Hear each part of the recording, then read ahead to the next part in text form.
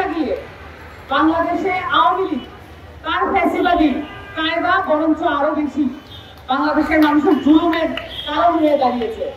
কারণ এই প্রকল্পের মধ্য দিয়ে তথ্য আমাদের বেতনকে কমিয়ে 2022 সালে তারা নিজেদের পকেট ভরে করে এই টাকা পাচার করেছে। 2018 সাল থেকে তারা এই তথ্য আমাদের বেতনকে কমিয়ে তারা নিজেদের পকেট ভরে করেছে। এই টাকা কোথায় গেছে সেটা তথ্য আমরা জানি না, এটা নিয়ে কোনো তদন্ত হয় নাই। স্বাধীন বাংলাদেশে গণঅভ্যুত্থান পরবর্তী বাংলাদেশে আমরা অবশ্যই এটা নিয়ে তদন্ত দেখতে চাইবো এবং তাদের বেতন কেন কর্তন করা হবে সেটা নিয়ে কোনো সুনির্দিষ্ট জবাব নাই, সেই জবাব আমাদেরকে দিতে হবে। কত বড় বড় পোস্ট আছে সরকারে, কত বড় বড় প্রকল্প আছে, সেখানে বিদেশি কর্মকর্তারা এসে নিয়োগ পায়, সেখানে বিদেশি কর্মকর্তারা বিশাল বিশাল বেতনে চাকরি করে, কিন্তু সেটা নিয়ে কোনো কথা হবে না। এইখানে 10,000, 12,000, 15,000, 25,000 টাকা বেতনের তথ্য আমাদের বেতন কর্তন করে সেখানে প্রকল্পের স্বচ্ছতা জবাবদিহিতে নিশ্চিত করার একটা ধোঁয়াশা তৈরি করা হবে, একটা আয়োজন করা হবে, এটা আমরা মাইনে নিতে পারি না। তথ্য আমরা প্রকল্প যদি এখানে কোনো সংযোজন বিয়োজনের প্রয়োজন থাকে সেটা সংশ্লিষ্ট সকল কর্তৃপক্ষ এবং অংশীদার যারা আছেন এবং এইখানে যারা নেতৃত্ব স্থানীয় আছেন এই আন্দোলনের সকলকে সাথে নিয়ে সেটা সমাধান করা সম্ভব। সেটার জন্য শুধুমাত্র সরকারের সদিচ্ছা প্রয়োজন। আরে ভাই এইরকম বক্তব্য দিতেছের ভিতর প্রশ্ন এখানে যারা আজকে 20 দিন যাবত এই ঈদের মধ্যেও ঝড়-বৃষ্টির মধ্যেও এখানে যারা আপনারা উপস্থিত আছেন তারা বাংলাদেশের এক টুকরো লাল সবুজের পতাকা। এখানে যারা উপস্থিত আছেন এই নারীদের অধিকাংশই জুলাই অভ্যুত্থানে অংশগ্রহণকারী ছিলেন। জুলাই অভ্যুত্থানে অংশগ্রহণকারী এই মা বোনেরা তাদের বাসার সন্তানদেরকে পর্যন্ত পাঠিয়েছেন ও অভ্যুত্থানে অংশগ্রহণ করার জন্য।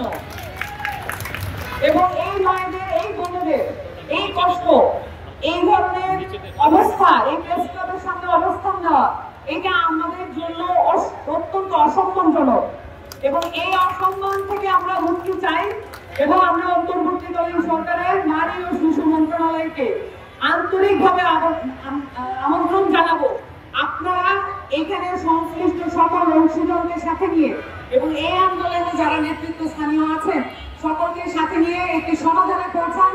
এই প্রকল্পে যেই ধরনের তদন্ত প্রয়োজন আপনারা প্রয়োজনীয় সকল তদন্ত করেন। এখানে শুধুমাত্র ট্যাগিং দিয়ে একটা আন্দোলনকে বন্ধ করার কোনো প্রয়োজন নাই। এখানে যদি কোনো আওয়ামী লীগের তাদেরকে আপনারা খুঁজে বের করেন, তাদের ব্যবস্থা নেন। ওনারা বারবার আহ্বান জানিয়েছেন যে এখানে ট্যাগিং এর কাজ যদি না করে বরঞ্চ এখানে সদিচ্ছা দিয়ে এখানে বাংলাদেশের অনেক গোয়েন্দা বাহিনী আছে তাদেরকে নিয়ে তথ্য নেন।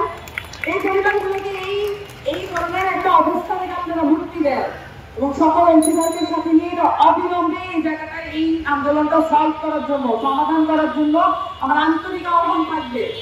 এবং আমাদের দেশের নারীরা যে ধরনের প্রতিকূলতার মধ্য দিয়েও তার কার্যক্রম, তার চাকরি এবং তার রাজনীতি করে যাচ্ছে এবং এই নারীদেরকে বারবার হুমকির মুখে ফেলার যে প্রক্রিয়া আমরা দেখি সেই প্রক্রিয়াকে আমরা ধিক্কার জানাই এবং আমরা তথ্য প্রকল্প সহ যেসব প্রকল্পে নারীদের ক্ষমতায়ন শুধু নয়, নারীদের সমাজে দায়িত্ব এবং অংশগ্রহণ সেটা নিশ্চিত করার জন্য যারা যারা যেই নারীরা কাজ করে যাচ্ছেন তাদেরকে বরঞ্চ আমাদের উৎসাহ দেওয়া প্রয়োজন।